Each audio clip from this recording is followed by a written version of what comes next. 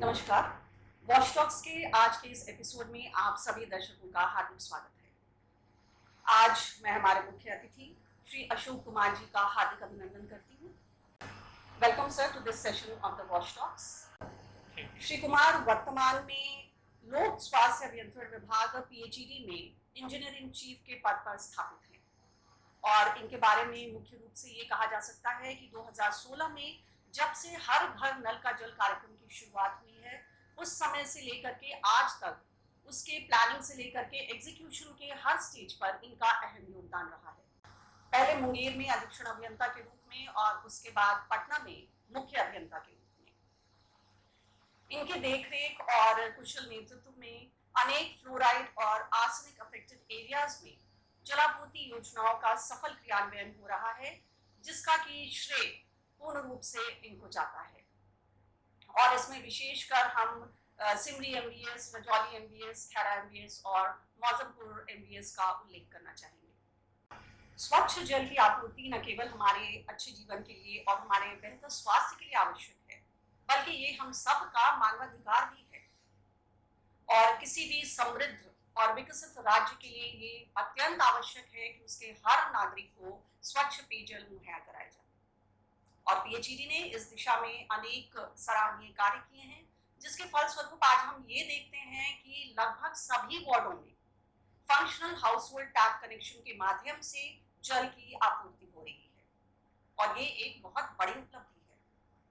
तो चलिए अब हम रूबरू होते हैं हमारे मुख्य अतिथि श्री अशोक कुमार जी से, जो हर घर नल का जल कार्यक्रम और इसके अंतर्गत चलने वाली योजनाएं और उनसे जुड़े विभिन्न पहलुओं से हमें अवगत कराएंगे। एक बार पुनः मैं आपका हार्दिक स्वागत करती हूँ सर। तो सर, ये हर घर नल का जल कार्यक्रम जो है, इसकी परिकल्पना कब और कैसे की गई थी? क्योंकि शुरुआती दौर से ही आप इस योजना से जुड़े हुए हैं, इसलिए मैं आपसे ये जानना चाहूंगी कि इसका लक्ष्य क्या था और क्या इसके पूर्व भी ग्रामीण क्षेत्रों में स्वच्छ पेयजल की आपूर्ति करने के लिए किसी तरह की अन्य योजना चलाई गई थी, और अगर चलाई गई थी तो उसमें और इस योजना में क्या फर्क है? विभाग में स्वच्छ पेयजल का जो लक्ष्य है, बहुत लंबे समय से हम लोग उसको पूर्ण कर रहे हैं।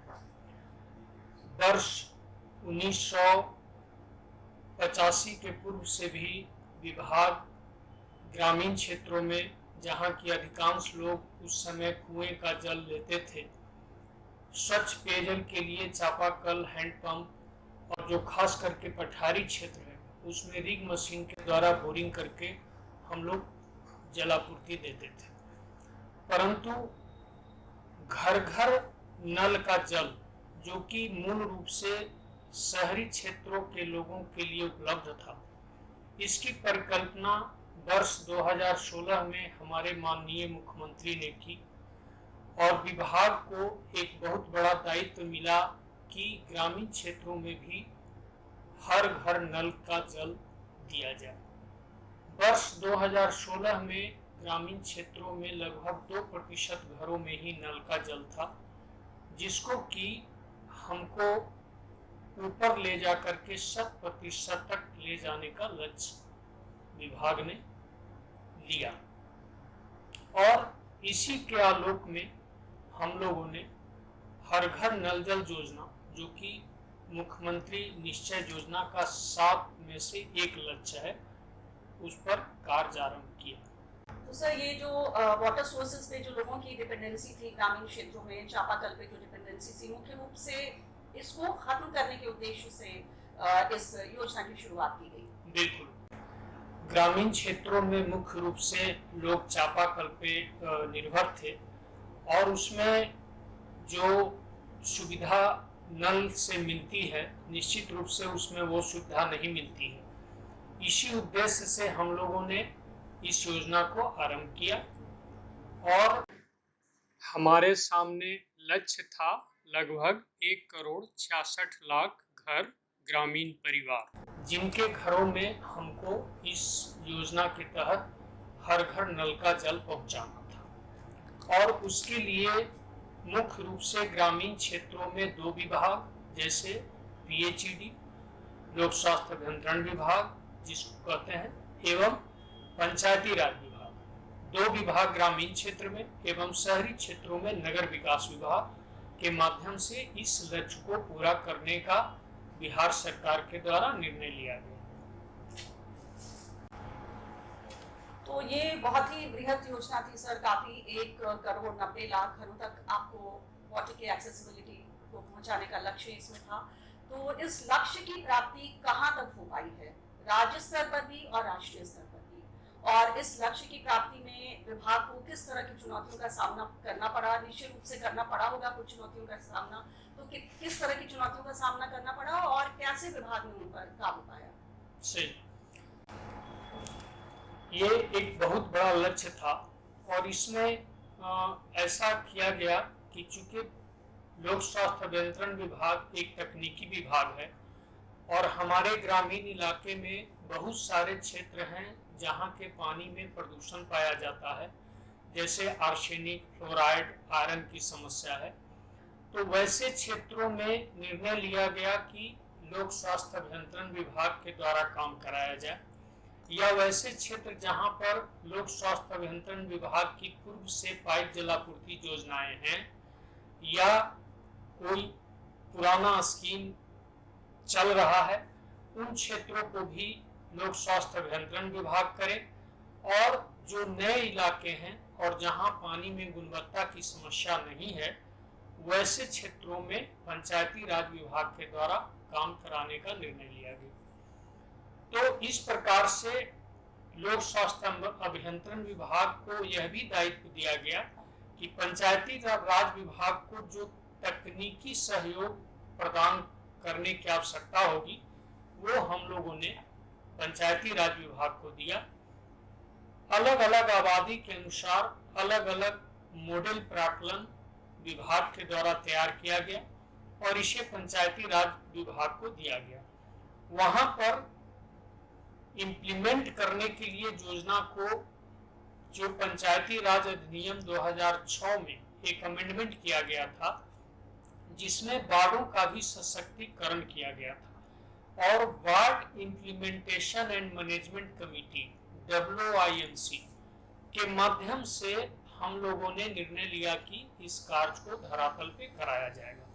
तो पंचायती राज विभाग हो या PHED विभाग हो, ward implementation and management committee के माध्यम से इस योजना का क्रियान्वयन हम लोगों ने कराने का निर्णय लिया। इसका फायदा ये हुआ कि छोटे लेवल पे योजना का एक तो तेजी से क्रियान्वयन हुआ और दूसरी ओर उसका देख रेख रख रखाव ये भी आसान हो गया। हम लोगों को छोटे छोटे स्कीम, एक बोरिंग, उसमें एक 2 HP या 3 HP का मोटर, एक स्टेजिंग 10,000 लीटर का उस पर सिंटेक्स, 8 मीटर का स्टेजिंग, ये सभी मॉडल रूप में बनाए गए और पाइपलाइन बिछा करके हर घर में हाउस कनेक्शन दे करके योजना का क्रियान्वयन हम लोगों ने शुरू किया। सर, ये मैं जानना चाहूंगी कि इस योजना का जो लक्ष्य निर्धारित किया गया था उसकी प्राप्ति कहाँ तक हो पाई है? कितने लगभग घरों में नल का जल पहुंच रहा है? कितने घर आच्छादित हुए हैं इस योजना से? कैसे परिणाम आए हैं इसके? वस्तुतः ग्रामीण क्षेत्रों में 95% से अधिक घरों में आज की तिथि में हम लोगों ने जलापूर्ति देना शुरू कर दिया। ऐसा सुनने में आया सर कि बिहार राज्य में जो पाइप जलापूर्ति हो रही है वो वार्ड आधारित छोटी योजनाएं जो होती हैं उन पर, उनकी अवधारणा पर ये कार्य चल रहा है। तो अब जो ये स्कीम चलाए जा रहे हैं, जो ये पाइप वाटर स्कीम चलाए जा रहे हैं, उनके फंक्शनैलिटी असेसमेंट के लिए, उनकी कार्य गुणवत्ता जो है उनके अनुश्रवण के लिए आपने कौन से कदम उठाए हैं? किस तरह के मॉनिटरिंग मैकेनिज्म्स को आप लोगों ने डेवलप किया है ये देखने के लिए कि पानी पर्याप्त मात्रा में मिल रहा है कि नहीं मिल रहा है, उसकी जो निर्धारित अवधि है, समय सीमा है, वो पूर्ण हो रही है या नहीं हो रही है, और गुणवत्तापूर्ण पानी लोगों को मिल रहा है कि नहीं मिल रहा? तो ये मॉनिटरिंग मैकेनिज्म्स क्या हैं आपके, उनके फंक्शनैलिटी को या कार्यक्षमता को सुनिश्चित करने के? वस्तुतः योजना के क्रियान्वयन के पहले विभाग ने ये काफी चिंतन किया था इस बिंदु पर कि इसका रख रखाव भविष्य में कैसे किया जाएगा। और उसी समय सोचा गया कि अगर योजनाएं छोटी छोटी ली जाएं तो उसका रख रखाव आसान होगा। चूंकि पूरे इंडिया में या विश्व में एक कंसेप्ट है बड़ी बड़ी योजनाएं लेने का, तो बिहार इस मामले में एक अनूठा राज्य होगा जहां हमने काम को छोटा किया, डिसेंट्रलाइज किया।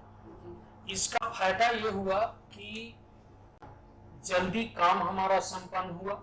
जो काम बड़ी योजनाओं में कई वर्ष लगते थे, बहुत कम समय में हम लोगों ने काम को पूरा किया और उसको मेंटेन करने में मात्र एक मोटर और छोटे लेवल का पाइप का नेटवर्क है, जिसको कि गांव वाले भी देख रेख कर लेते हैं और इसका मेंटेनेंस बहुत आसान हो गया। इसके लिए हम लोगों ने यद्यपि जल चौपाल के द्वारा लोगों को जागरूक भी किया है और अभी तो विभाग और पंचायती राज दोनों एक IoT का इंस्टॉलेशन हम कर रहे हैं, इंटरनेट ऑफ थिंग्स, जो कि सेंसर आधारित एक मैकेनिज्म है और हमको डैशबोर्ड पर वो दिखाएगा कि किस वार्ड की जल आपूर्ति योजना चल रही है, कौन नहीं चल रही है, कितने देर बिजली आई, कितने देर बिजली नहीं है।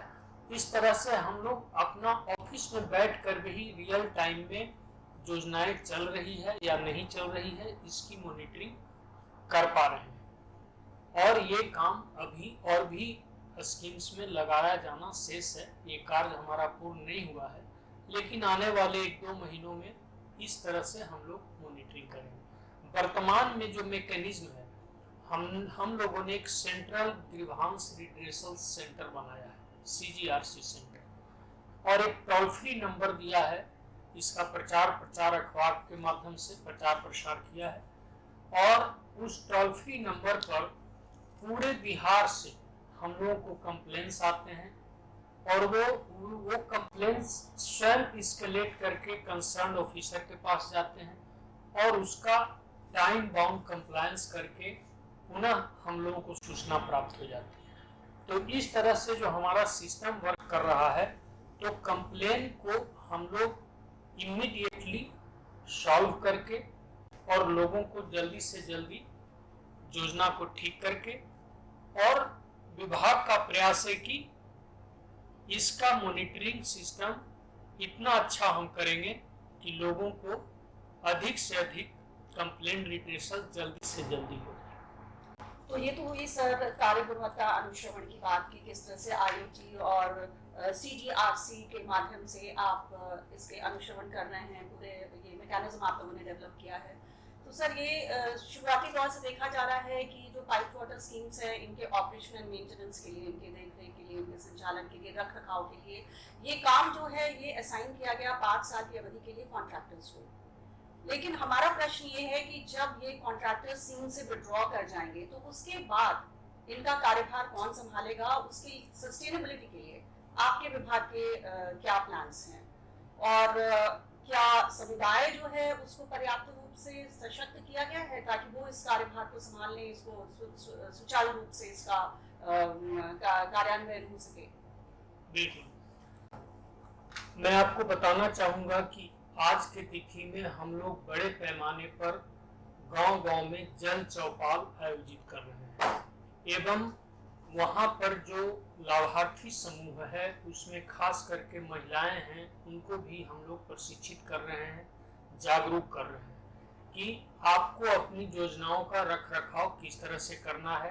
पंप ऑपरेटर्स के लिए भी हम लोग प्रशिक्षण चला रहे हैं और इस तरह का अभियान चलाया गया है कि चाहे वो वाटर ट्रीटमेंट प्लांट हो या नॉर्मल स्कीम हो बिना गुणवत्ता का, दोनों का सही तरह से संचालन करने के बारे में स्थानीय लोगों को पर्याप्त जानकारी। और हमारी योजना है कि कम्युनिटी को इतना सशक्त बना दिया जाएगा 5 वर्षों के पहले कि वे स्वयं सक्षम हो जाएं और अपनी योजनाओं का खुद से रख रखाव संचालन करने में वो कामयाब हो जाएं। फिर भी यदि हम लोगों का किसी भी बिंदु पर लगेगा कि उनको सहयोग की आवश्यकता है तो विभाग उस रूप में भी कार्य करने के लिए तैयार है। और इस तरह से 5 साल बाद जब संवेदक का टाइमलाइन पूरा जाएगा तो हम लोगों के लिए दोनों ऑप्शन खुला हुआ है। अगर कहीं पर कमी होगी तो संवेदक से पुनः 5 साल के लिए हम उसको मेंटेन करेंगे, या फिर लाभार्थी को भी स्ट्रेंथन कर रहे हैं हम, अगर उनको देखेंगे कि वे स्वयं कर सकते हैं तो ये राज्य का निर्णय जैसा होगा उस तरह से हम लोग करेंगे। सामुदायिक भागीदारी को बढ़ाने के लिए आप उनको प्रशिक्षण दे रहे हैं, उनको सशक्त बना रहे हैं ताकि वो खुद से इस कार्यभार को करें। सर, ये जो गुणवत्ता प्रभावित क्षेत्र हैं हमारे यहाँ जहाँ पानी में कुछ कमी पाई जा रही है, जल स्वच्छ नहीं है, तो वहाँ पे जो आबादी प्रभावित हो रही है इससे उनको स्वच्छ पेयजल उपलब्ध कराने के लिए, contamination free portable drinking water उपलब्ध कराने के लिए विभाग ने क्या उपाय किए हैं? जी, गुणवत्ता एक्चुअली सबसे बड़ी समस्या है। जो पेयजल देखने में बिल्कुल साफ लगता है, वस्तुतः उसमें कहीं कहीं पर केमिकल कंटामिनेशन भी पाया जाता है। विशेष रूप से गंगा के किनारे जो इलाके हैं, गांगेय बेल्ट जिसको कहते हैं हम लोग, उसमें कहीं कहीं आर्सेनिक की समस्या पाई जाती है, जबकि दक्षिण बिहार के कुछ जिलों 10-11 जिलों में और एक आध जिला उत्तर बिहार में भी फ्लोराइड की समस्या पाई जाती है। जबकि मेरा जो कोसी बेल्ट है उसके कई जिलों में 9-10 जिलों में आयरन की समस्या पाई जाती है। कुल मिलाकर के हमारे लगभग 30,000 वार्ड ऐसे हैं जिसमें पानी में किसी न किसी तरह का रासायनिक प्रदूषण पाया जाता है। उसके लिए योजना का निर्माण के समय ही हम लोगों ने वाटर ट्रीटमेंट यूनिट अधिष्ठापित किया है। वैसी योजनाएं जिनमें पानी में प्रदूषण है, ट्रीटमेंट टेक्नोलॉजी जिसमें कि 3-4 जानी मानी टेक्नोलॉजी हैं जो CSIR से अनुमोदित है और जो भारत सरकार से भी अनुमोदित है, उस टेक्नोलॉजी का वाटर ट्रीटमेंट प्लांट इंस्टॉल किया गया है। हर महीने जो भी हमारे आर्सेनिक फ्लोराइड प्रभावित वार्ड है उसका जल जांच हम करते हैं। जल जांच रिपोर्ट पंप हाउस पर डिस्प्ले किया जाता है। हमारे ग्रामीण जाकर के उसमें देख सकते हैं कि हमारे जल में प्रदूषण की मात्रा नहीं है, और ग्रामीणों को भी जांच रिपोर्ट दिखाया जाता है। तो इस तरह से इंश्योर करते हैं हम लोग कि पानी प्रदूषण मुक्त हो। उसी तरह से फील्ड टेस्ट किट भी उपलब्ध कराया गया है कि आपको जरूरी नहीं है कि लैब में ही टेस्ट हो। मैं आपको बताना चाहूंगा कि स्टेट लैब मेरा एक राज्य स्तर पर और सभी जिलों में एक डिस्ट्रिक्ट लैब हमने स्थापित कर दिया है। इसके अलावा 75 सब डिविजनल लैब हमारे कार्य कर रहे हैं। इस प्रकार से पर्याप्त संख्या में लैब स्थापित हैं जहां पर कि जल जांच कराया जाता है। उसमें से मैं आपको बताऊं कि 11 लैब हमारे NABL एक्रेडिटेड हैं। जो स्टेट लैब है वो पूर्वी भारत का सबसे पहला NABL लैब है, और इसके अलावा 11 और जिला स्तरीय लैब हैं जिसको कि NABL एक्रेडिटेशन प्राप्त है। तो इस तरह से हम लोग एक बिल्कुल स्थापित व्यवस्था के तहत जल जांच कराते हैं और प्रदूषण मुक्त पेयजल लोगों को दिया जा रहा है। तो सर, हमारा अगला प्रश्न है महिलाओं की सशक्तिकरण से रिलेटेड। आजकल बहुत ज्यादा बातें हो रही हैं जेंडर मेन स्ट्रीमिंग इन वॉश को लेकर के। तो वॉश जो है उस सेक्टर का एक बहुत इंपॉर्टेंट कंपोनेंट है वाटर, और वाटर का जो एरिया है जो वाटर मैनेजमेंट में, उसमें देखने को मिला है कि पारंपरिक रूप से महिलाएं उससे जुड़ी रही हैं, लेकिन अभी ये कहा जा रहा है कि महिलाओं को की जो भूमिका है इस क्षेत्र में वाटर मैनेजमेंट में, तो उसको नजरअंदाज किया जा रहा है। प्लानिंग में, एग्जीक्यूशन में, मैनेजमेंट में, किसी भी लेवल पे महिलाओं को पूर्ण रूप से इसमें इन्वॉल्व नहीं किया जा रहा है, जिसे हम जेंडर मायोपिया का टर्म देते हैं कि महिलाओं के प्रति अदूरदर्शिता है। तो सर, बहुत सारे राज्यों में तो ऐसा सुनने को मिला है कि फील्ड टेस्टिंग किट्स उपलब्ध कराए जा रहे हैं महिलाओं को पानी की गुणवत्ता की जांच करने के लिए। तो तो क्या हमारे बिहार राज्य में इस तरह का कोई प्रोविजन है कि महिलाओं को फील्ड टेस्टिंग किट्स उपलब्ध कराए जाए या उनको प्रशिक्षण दिया जाए कि कैसे इन फील्ड टेस्टिंग किट्स को ऑपरेट किया जा सके? बिल्कुल, बिहार में भी हम लोगों ने फील्ड टेस्ट किट उपलब्ध करा दिया है और सभी जिलों को फील्ड टेस्ट किट भेजा भी जा चुका है। और जहां तक फील्ड टेस्ट किट से जांच करने की बात है, तो ये हर घर नल जल के पूर्व भी विभाग ने फील्ड टेस्ट किट उपलब्ध कराया था जिलों को, और हर पंचायत से 5-5 लाभार्थियों को हम लोगों ने प्रशिक्षण दिया था, जिसमें न्यूनतम 3 महिलाएं थी।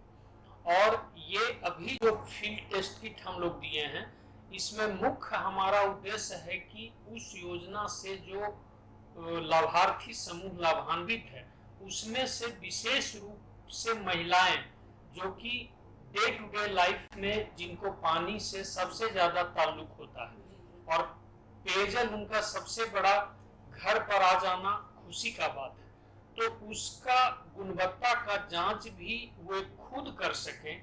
और इसी उद्देश्य से हम लोगों ने सभी जिलों को फील्ड टेस्ट किट मुहैया कराया है कि आप लोकल लेवल पर ही जल की जांच कर लें और उसके बारे में जाने कि ये पानी प्रदूषण मुक्त है।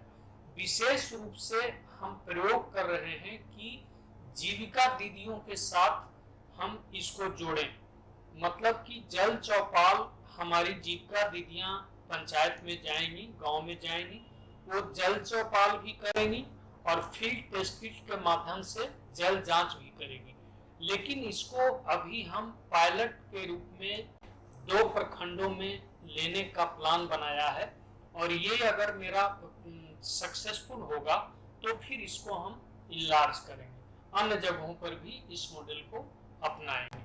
तो इस प्रकार से महिला सशक्तिकरण या कहें कि महिलाओं के लिए जल जांच में सहभागिता लेते हुए इस प्रोग्राम को आगे बढ़ाने के लिए विभाग कटिबद्ध है, और विभाग भी चाहता है कि इसको आगे बढ़ाया जाए। जेंडर इंक्लूजन इन वॉश इससे अचीव हो सकेगा और कॉन्फिडेंस बिल्डिंग भी होगा महिलाओं को, क्योंकि वो शुरू से इससे जुड़ी रही है। बिल्कुल। धन्यवाद सर, आपने अपना बहुमूल्य समय हमें दिया और बहुत सारी जानकारियां हर घर नल का जल योजना और उससे जुड़ी जो भी स्कीम्स हैं उनके बारे में हमें दी, हमारे दर्शकों को इससे अवगत कराया।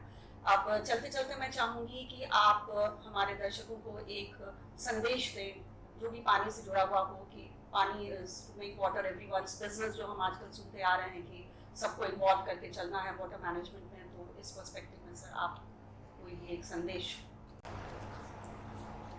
मैं यही कहना चाहूँगा कि जल ईश्वर के द्वारा मानव को दिया गया अमूल्य उपहार है।